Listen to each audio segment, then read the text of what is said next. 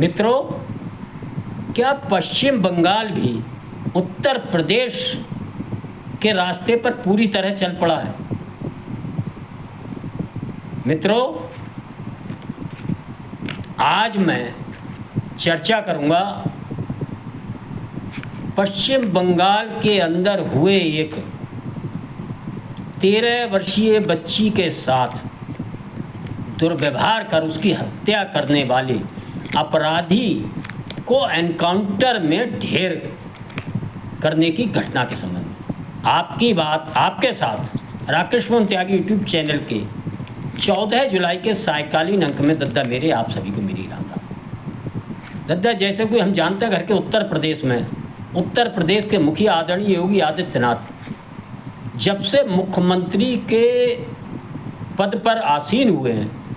उनका लक्ष्य सीधा है जीरो टॉलरेंस अपराधियों के प्रति। अपराधी कोई हो, किसी वर्ग का हो, किसी जाति का हो, कितना ही बड़ा हो, कितना ही पहुंच वाला हो, विभिन्न इस प्रकार के प्रकरणों में हमने देखा उसके साथ व्यवहार उसके केवल अपराधी मानकर उसके अपराध की क्या पृष्ठभूमि है, कैसा अपराध है, उसके प्रति उसी निर्ममता के साथ उत्तर प्रदेश के अंदर शासन प्रशासन ने व्यवहार किया है और उसको मिट्टी में मिलाने का भी काम किया है। वह चाहे कितना ही बड़ा माफिया हो, चाहे कितना ही बड़ा गुंडा हो, चाहे उसकी कितनी राजनीतिक पहुंच हो, कुछ भी हो। मित्रों, हम सब देख रहे हैं विभिन्न देश के राज्य धीरे धीरे उत्तर प्रदेश के इसी जो विभिन्न चरणों में उत्तर प्रदेश प्रशासन माफिया अपराधियों, खास तौर से महिलाओं बच्चियों के प्रति दुर्व्यवहार करने वालों के प्रति निर्ममता के साथ उनको कानूनी रूप से बिल्कुल ठीक करने का, उनको ठोकने का जो काम करता है, उनके घरों को बुलडोजर के द्वारा जो अवैध बने होते हैं ध्वस्त करने का काम करता है। उस रास्ते पर आसाम से लेकर महाराष्ट्र से लेकर धीरे धीरे अन्य राज्य भी बढ़ चुके हैं इस मॉडल को, और ये मॉडल अब देश ही नहीं विदेश के कई और जगह भी देखने व सुनने में आ रहा है। लेकिन मित्रों, नवीनतम उदाहरण जिसकी आज मैं चर्चा कर रहा हूँ पश्चिम बंगाल, जहाँ अभी हाल फिलहाल में ही भारतीय जनता पार्टी की सरकार वहाँ के मुख्यमंत्री शुभेंदु अधिकारी के रूप में नियुक्त हुए हैं और सरकार को चला रहे हैं। मित्रों, मैंने पिछले अंक में आपको कहा भी था, मैं हूँ डॉन, अरे दीवानों मुझे पहचानो। इस शीर्षक से मैंने एक अंक में आप सबसे बात की थी। मैंने आपको बताया था कि आने वाले समय में आप देखेंगे कि योगी आदित्यनाथ जी को अपना रोल मॉडल बनाकर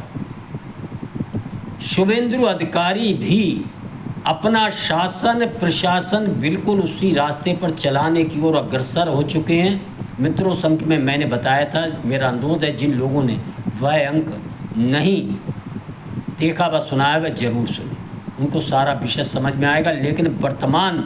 में एक दुर्भाग्यपूर्ण घटना के अंतर्गत किस प्रकार एक 13 साल की बच्ची के साथ, जो अल्पसंख्यक वर्ग की बच्ची थी, उसके साथ एक व्यक्ति ने दुर्व्यवहार कर और उसके क्रूरतापूर्वक हत्या कर, जरा आप कल्पना करें, बोरी में ठूस कर बताते हैं जब वह तालाब में फेंकी गई थी तो वह कहीं ना कहीं जीवित थी, क्योंकि पोस्टमार्टम में उसके फेफड़ों में पेट में कीचड़ वगैरह पानी तालाब का निकला है। ये दिखाता है कि वह जीवित थी। कैसी विवशता भरी मौत। मित्रों, शुभेंदु अधिकारी ने पूरी तरह से वहाँ की जनता भी उद्वेलित हुई, काफ़ी तोड़फोड़ भी की। उनके खिलाफ तो कार्रवाई शासन प्रशासन कर ही रहा है, लेकिन उस अपराधी के खिलाफ जिस प्रकार जांच कर उसको पकड़ा और वहाँ जो सीन पर जाने के क्रम के बीच किस प्रकार पुलिस से हथियार छीनकर उसने भागने का प्रयास किया और उसका जो एनकाउंटर पश्चिम बंगाल की पुलिस ने किया है, वह पश्चिम बंगाल के लिए एक अलग विषय है। मित्रों, ये वही पश्चिम बंगाल है जहाँ कुछ समय पूर्व वहाँ का शासन प्रशासन पुलिस इस प्रकार की घटनाओं पर किस प्रकार कलकत्ता में बैठे शासनाधीशों और वहाँ की मुख्यमंत्री और वहाँ की टीएमसी पार्टी का मुंह देखा करती थी और अपराधी उसके सामने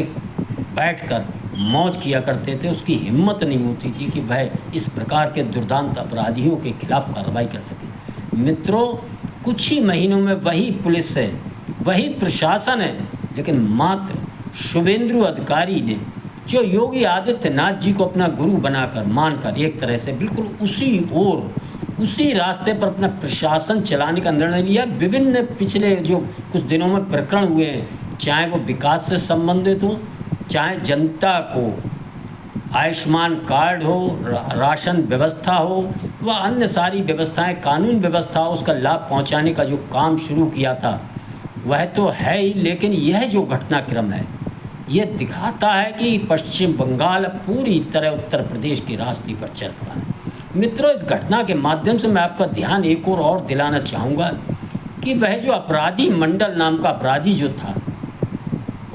जो पकड़ा गया, जिसका पुलिस ने एनकाउंटर किया, उसकी माँ के विचार आप सुनेंगे। उसकी माँ ने भी पश्चिम बंगाल की सरकार के इस कदम को उचित बताया। उसने कहा उसने जो गंभीर अपराध किया था, वह शराब का आदी था, लगातार इस प्रकार की घटनाओं में लिप्त रहा करता था। उसके साथ पुलिस ने जो किया है वह उचित किया, और हम उसकी डेड बॉडी को भी अपने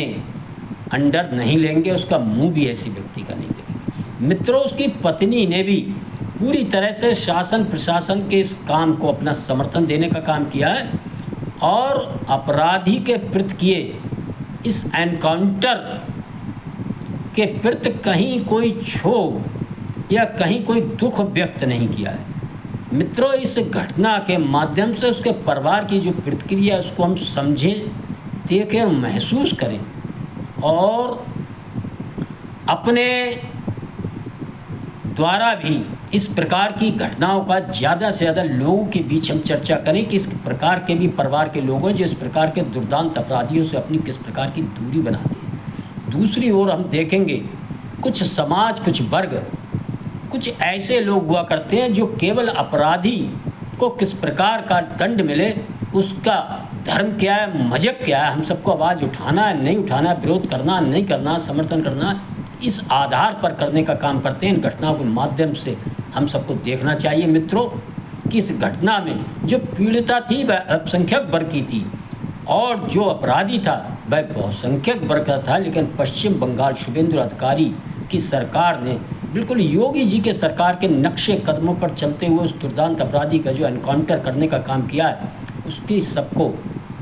प्रशंसा करनी चाहिए, और वहाँ की जनता को निश्चित ही राहत का अनुभव हुआ होगा। लेकिन अभी भी ममता बनर्जी व टीएमसी के कुछ नेता इस एनकाउंटर के